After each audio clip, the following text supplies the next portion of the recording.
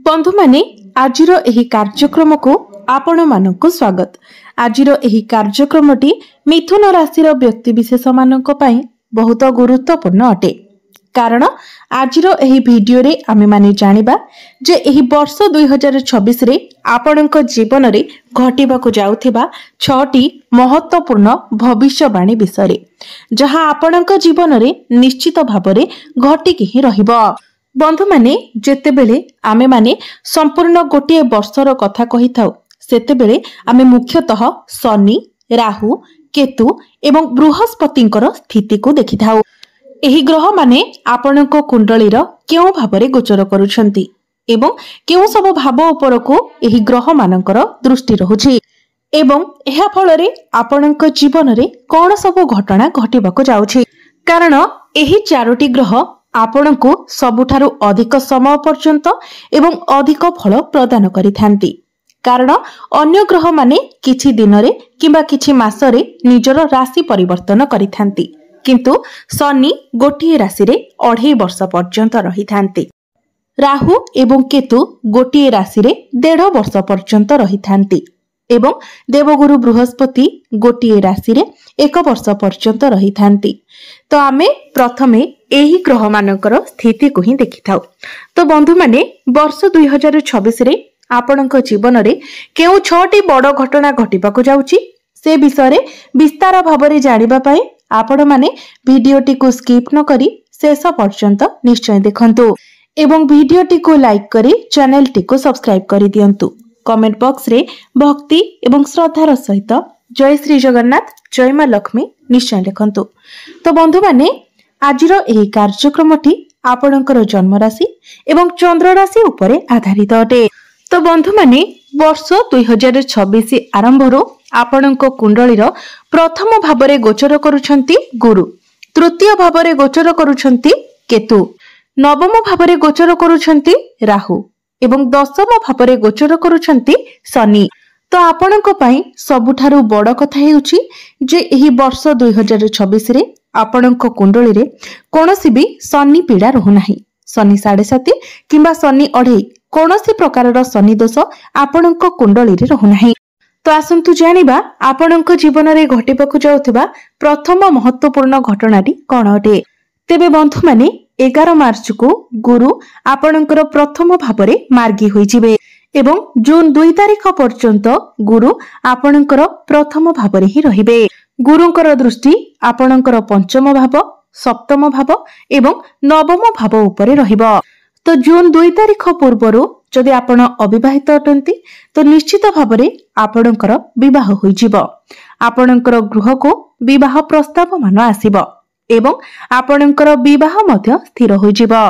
एही समय आपण कोनोसी पार्टनरशिप बिजनेस आरंभ करि पारंती किंबा एही समय आपण एक्स्ट्रा इनकम ऑफ सोर्स विषय चिंता करि पारंती।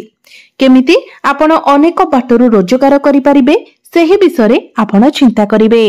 कारण गुरुंकर दृष्टि आपणकर सप्तम भाव उपरे रहुछि। गुरु निजर स्वगृह को देखुछंती एवं एहा आपणकर विवाह को नै सबुठारु उत्तम फल प्रदान करिवो। एबे आसंतु जानिबा आपणक पई द्वितीय महत्वपूर्ण भविष्यवाणी कोन रहुछि। बंधु माने एही वर्ष 2026 टी आपणकर संतान पक्ष को नै बहुत भल रहिबो। जदि आपण आपणकर फैमिली प्लानिंग विषय रे चिंता करूथिले, आपणक मन रे सेपरे किछि आइडिया थिला तो एही वर्षटी आपणक पई बहुत ही सपोर्टिव रहिबो। कारण गुरुंकर दृष्टि आपणकर पंचम भाव उपरे रहुछि। एहा व्यतीत 2 जून ठारू गुरु आपणकर द्वितीय भावरे उच्चस्थ मध्य होइजिबे। दीर्घ 12 वर्ष परे गुरु आपणकर द्वितीय भावरे उच्चस्थ हेबाकू जाउछंती। तो एठारे से आपणकर संतान जोग को बढ़ाई देबे। तो फैमिली प्लानिंग पई समय आपणक पई बहुत भल रहिबो एवं पूर्वरु ही जदि आपणकर संतान अछंती तो आपण आपणकर संतानक पई कोनोसी बड़ स्टेप नै पारंती। आपणकर संतानक पाखरु आपणकु कोनोसी खुशी खबर मिलि पारे, कोनोसी भलो जगह रे सेमानकर एडमिशन होई पारे। आपणकर संतान माने आपणकु सपोर्ट करिवे किंबा आपण आपणकर संतानकु सपोर्ट करि पारंती। आपणक पई तृतीय महत्वपूर्ण भविष्यवाणी हेउछि शनि आपणकर दशम भावरे गोचर करूछंती एवं 25 जुलाई को शनि आपणकर दशम भाव बकरी होइजिबे। दशम भावटी होइथाय आमर कार्यक्षेत्र भाव, क्यारियर भाव एवं दीर्घ 30 वर्ष परे शनि आपणकर दशम भाव गोचर करुछंती। तो तृतीय भविष्यवाणी आपणक पई एहा रहुछि जे एही वर्ष 2026 टी आपणक पई परिश्रमर वर्ष हेबो। एहा सहित आपणकर सफलतार मध्य वर्ष हेबो, कारण शनि आपणकर दशम भावरे बृहस्पतिक गृहरे गोचर करुछंती। बृहस्पति हेउछंती ज्ञानर कारक ग्रह, जहा फଳରେ आपण निजर ज्ञान द्वारा, निजर टैलेंट द्वारा, निजर परिश्रम द्वारा, निजर सचोटता द्वारा आपण बहुत अधिक सफलता हासिल करि परिबे। आपण निजर काम रे आगको बढ़िबे, कारण शनि हेउछंती आपणकर भाग्य भावर अधिपति, अर्थात आपणकर भाग्यर कनेक्शन आपणकर कर्म भाव सहित रहिबो, जहा फଳରେ कार्यक्षेत्र रे आपणको आपणकर भाग्यर साथ मिलिबो एवं आपण आपणकर भाग्य एवं परिश्रम बलरे बहुत अधिक सफलता मध्य हासिल करि परिबे। एबे आसंतु जानिबा आपणको पई चतुर्थ महत्वपूर्ण भविष्यवाणी कोन रहिछि। तो मिथुन राशि पई वर्ष 2026 केतु आपणकर तृतीय भावरे गोचर करुछंती एवं राहु आपणकर नवम भावरे गोचर करुछंती। सबुठारु बड़ कथा हेउछि वर्ष सारा केतु एवं राहु सेही स्थान रे ही रहिबे, कारण 5 डिसेंबर को जाई केतु निजर राशि परिवर्तन करिवे एवं राहु मध्य निजर राशि परिवर्तन करिवे। तो राहु जेतेबेले आपणकर भाग्य भावरे गोचर करुछंती, तेनु जेतेबेले भी आपण किछि बड़ जिनिस विषय भाबिबे, किछि बड़ प्लानिंग करिवे, तो एठारे राहु आपणकर कामरे बाधा विघ्न सृष्टि करिथांती, आपणकर मनरे भ्रम सृष्टि करिथांती।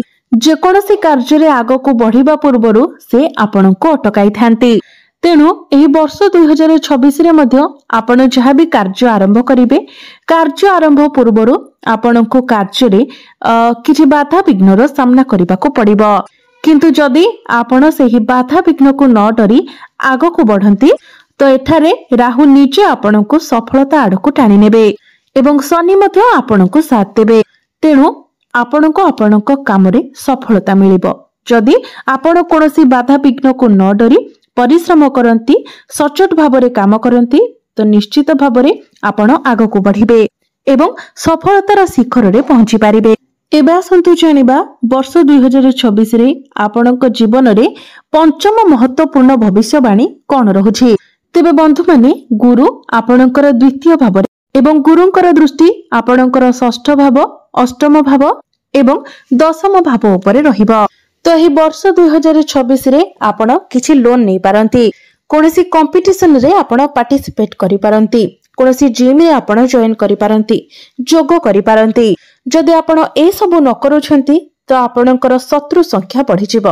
आपणको उपरे आपणकर शत्रु माने आपणको विभिन्न दिगरु क्षति पहुंचाइबाको चेष्टा करिवे, कारण आपणकर षष्ठ भावटी एक्टिव होई जिवो। षष्ठ भावटी हेउछि रोग, ऋण एवं शत्रुर भाव।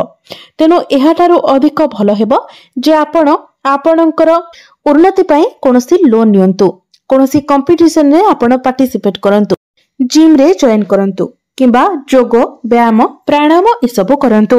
बंधु माने जून 2 तारिख ठारू जेतेबेले गुरुंकर दृष्टि आपणकर दशम भाव उपरकु रहिबो, तो आपण आपणकर कार्य क्षेत्र रे बहुत भलो परिवर्तन देखिबाको पाइबे।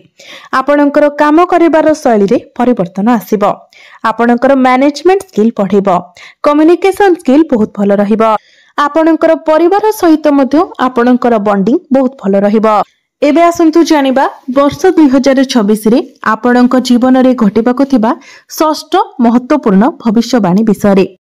बंधु माने राहुंकर दृष्टि आपणकर नवम भाव उपरे रहुछि एवं राहुंकर दृष्टि आपणकर पंचम भाव उपरे रहुछि एवं शनि आपणकर केंद्र रे गोचर करूछन्ते। तो आपण जेते पारिबे निजर बाणी उपरे नियंत्रण रखंतु। विशेष करी जून मास पूर्वरु आपणको आपणकर प्रेम जीवन उपरे विशेष ध्यान रखिबार अछि। आपणकर निजर बाणी उपरे नियंत्रण रखिबार अछि। जहाँ भी आपण कहउछंती ता पूर्वरु आपण बहुत भलो भाबरे भाबी चिंती कथा कहिबा उचित। किंतु विद्यार्थी मानक पई एही वर्ष 2026 बहुत भलो रहिबो। कारण गुरु आपणको कुंडली रे उच्चस्थ होइजिबे। तो आपणको मध्यरे बुद्धिमत्ता बढ़िबो। जदि आपण उच्च शिक्षा करिबा पई चाहुथिले तो सेथिरे मध्य आपणको सुफल मिलिबो। आपण आपणकर पाठ पढ़ा को नेकी एही वर्ष 2026 रे किछि बड़ डिसिजन नै पारंती। एबे आसंतु जानिबा किछि उपाय विषय जो उपाय गुड़िक करबा द्वारा आपणको अधिक मात्रा रे शुभ फल प्राप्ति हेबो एवं जहाँ सब अशुभत्व रहुछि से गुड़िक खंडन होइजिबो। तो सेथि पई आपण प्रत्येक दिन आपणकर राशिधिपति बुधंकर बीज मंत्र 108 थर जप करंतु। प्रत्येक दिन आपण हनुमान चालीसार पाठ करंतु। प्रत्येक दिन उदित सूर्य को आपण तंबा पात्र रे जलार्घ्य अर्पण करंतु एवं प्रत्येक बुधवार दिन गोमातांकर सेवा करंतु। गोमातांको सबुज चारा खाइबाकू दियंतु। तो बंधु माने आपणकर जीवन मंगलमय हो एवं एही वर्ष 2026 टी आपणको पई शुभमय हो। एहा ही ईश्वरंक निकटरे मोर प्रार्थना। धन्यवाद।